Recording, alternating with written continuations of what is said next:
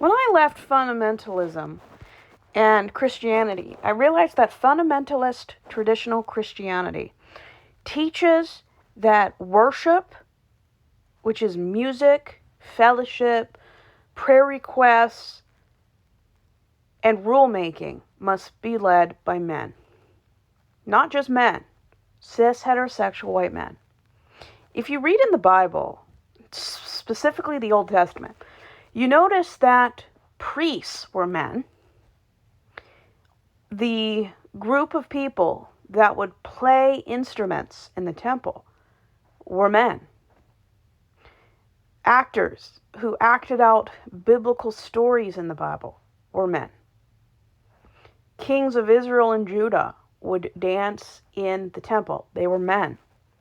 Women were not allowed equal social access to male-dominated areas of the temple. Women were not allowed to go into the innermost male-only area. And I'm pretty sure men weren't allowed in the women-only area. Women were not allowed to talk to men in public unless they had been previously introduced. That was their husband, brother, father, or a relative. And it's still that way in Muslim countries and in Jewish country even today.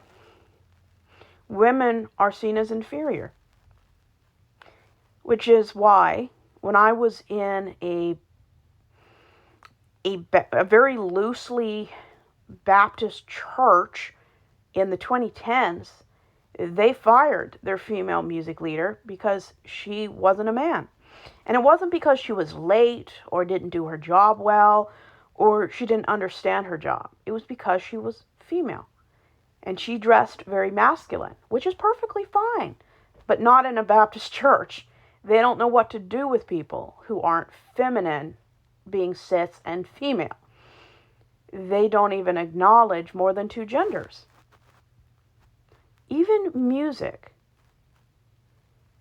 Nothing that happens, any ministry, any part of the service, unless it's a piano player, nothing else can be a woman. I've only seen women play the drums or the piano in a church service. Because playing the piano was considered a very feminine musical instrument. It always has been. I'm not saying men can't play it, because some of the best pianists in the world have been men. Mozart was a prodigy at playing the piano, even Beethoven. But women play harps, pianos. That's just how it's always been. Hopefully that changes. Not only can't women be preachers and teachers outside of feminine members, they can't even lead music unless it's only kids attending. Women are not allowed to have anything to do with leading music. They can be in a choir, they can't lead it unless it's all women. They have to play the piano, the drums, something where they're not central. They have to dress feminine.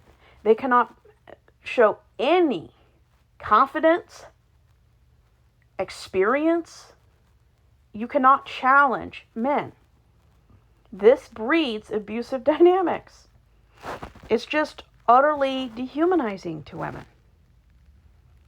Women will even change their hair color, have plastic surgery done once they reach around the age of 45. Women have such a high image expected of them. They will still color their hair when their husband, who's the pastor, has white hair. And there's nothing wrong with dyeing your hair. But I kind of get the idea that most women dye their hair in religious, conservative circles because your beauty is the only thing men care about in church. That's it. If you're not having kids and you're not looking pretty, that is all you bring to church. You have no authority. And even if you are more educated than the men, they don't care. Why would they? They don't see a woman as anything but a threat or a temptation. And they don't want to be alone with you because they don't have self-control. It's a toxic, very toxic environment. It breeds all manner of misconduct. And women are taught to make themselves less. So cowardly, spineless men without a shred of common decency will maintain the facade that he's something to be proud of. The things that Christian wives put up with put me off marriage for life. The hymns that were sung were chosen by men. They were written by men. Up until the late 1800s, women just didn't write music. I mean, Fanny Crosby, 2/3 of the hymns in all the hymnals I used for 30 years, only Fanny Crosby was 2/3 of the female written hymns.